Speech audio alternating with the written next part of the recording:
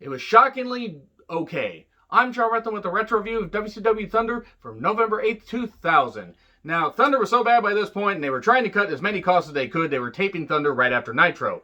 And you could tell because the crowds were a lot more muted because they were tired. And also, you had Lance Storm, who faced Kwee on Nitro, still had a body glitter on him because Kwee literally must have just bathed in the shit to the point where I think some of the fans in the first three rows were bathed in it. And Lance still had it on him when he came out to, do his stuff for this episode. That being said, 3 decent to good matches, but the usual nonsense because WCW at this point was just a dying brand. Good, it was really sad to see. Evan Courageous versus Jamie Noble. They would be unlikely tag partners a little bit later, but Evan's like, Jamie, I didn't need you to help me beat back my 3-count brethren. And then Shannon and Shane decide to beat. Shannon and Shane almost sounds like a really bad MTV cop drama. They attack him while the referee is down. And then Jamie Noble gets the win, not knowing that there was interference. And then they're beating Evan down, and then he makes a save because they're going to be unlikely tag partners a little bit later on. We then get Reno versus Crowbar, hardcore match. Look, it was a car crash.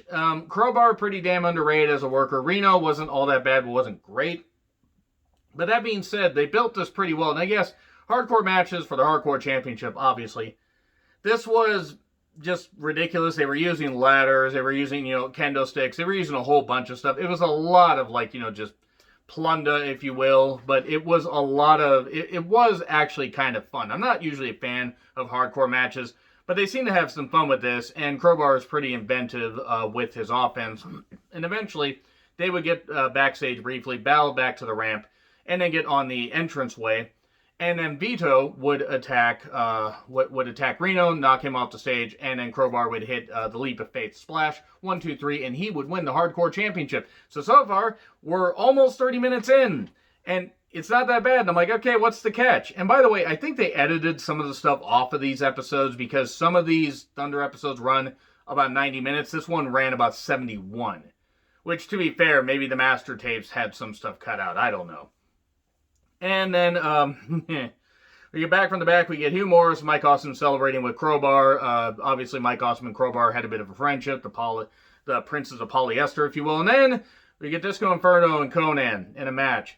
Now, that right there pretty much just, pumped the brakes on this. And the show pretty much died for a while. Kidman was on commentary. Now, Kidman was a great performer. Kidman was not a great talker. Naturally, they put him in a position where he wasn't comfortable. He did say everyone is sick of Disco. This is true. Kidman then says that the Boogie Nights were the worst tag team in WCW history. Shivani says worse than the Ding Dongs. He says worse than the Ding Dongs. The sad thing is he's actually right because the Boogie Nights stuck around longer. The Ding Dongs, they at least knew, were absolute shit. I saw their debut on the Clash, and my God, they were absolutely terrible. The bells were falling off of them. Google the Ding Dongs if you don't know what I'm talking about. So, Disco gets upset at the ref. We get a big old melee and everything, where Disco lays out all the filthy animals and then argues with the ref, that's Scott Armstrong, and then fast count 1, 2, 3. Disco and Alex then complain about the fast count, and then they're talking to Chronic backstage, not talking to the drug, even though I think everybody had to be on a lot of drugs to be on this show. They, or to watch this show by this point. Watching this in any kind of non-altered state live, I can only imagine how it was. Watching it now, I'm straight edge and good fucking God. This fucking show. WCW is so dead. David Flair then comes out and calls out Ray because he's accusing him of being the father of Stacy's baby. They're still continuing this. The reveal is actually even worse because they drop it and then bring it back like about a month or 2 later.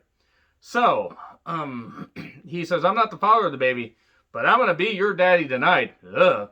And then David Flair versus Ray with Tigress. Tigress gets involved in this, and Stevie Ray, I have no idea what Stevie Ray was talking about during this. It was actually kind of hilarious. Ray wins. The match didn't mean anything because it had David Flair in it. And then Chronic comes out with Stasiak because the Thrillers and Kevin Nash are in the ring. Oh no, we're going to get Stasiak beaten down, but he's got Chronic with him. Oh no, they leave. And then it's all going to be bad, and suddenly, Mike Sanders says, well, Stasiak, I have a feeling it's not going to be you that's SOL, and you know what that means. And then they start beating down Kevin Nash. And then Nash tore his quad. I kid.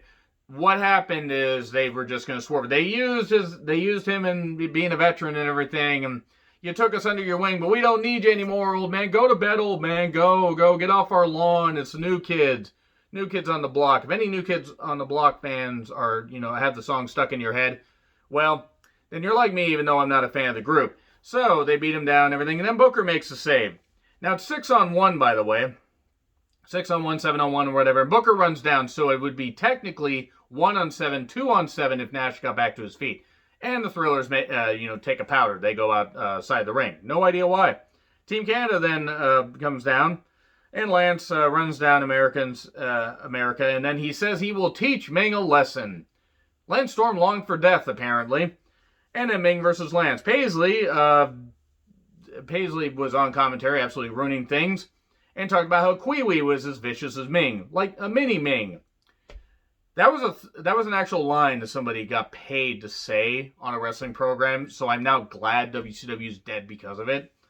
And big old melee where Duggan tries to break 2x4 over Ming's head, and the glitter is coming your way, Shivani. No.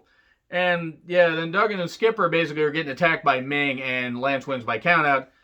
And then I guess Kwee Wee and Ming are a tag team, an unlikely tag team. And then Ming would leave the company 2 months later, 2 months later to shockingly show up at the Royal Rumble again. Then next week, they're in England. Well, I mean, they drew good crowds in Australia, even with as shit as they were, so hell, England can't be all that bad. Booker versus Mike Awesome. I encourage you guys to go and check this one out, because Awesome was trash talking. This was like peak Mike Awesome, the kind of Mike Awesome they should have featured. Mike Awesome, though, is one line. Mike Awesome is a hardcore individual. I mean, he really got roped into doing that, didn't he?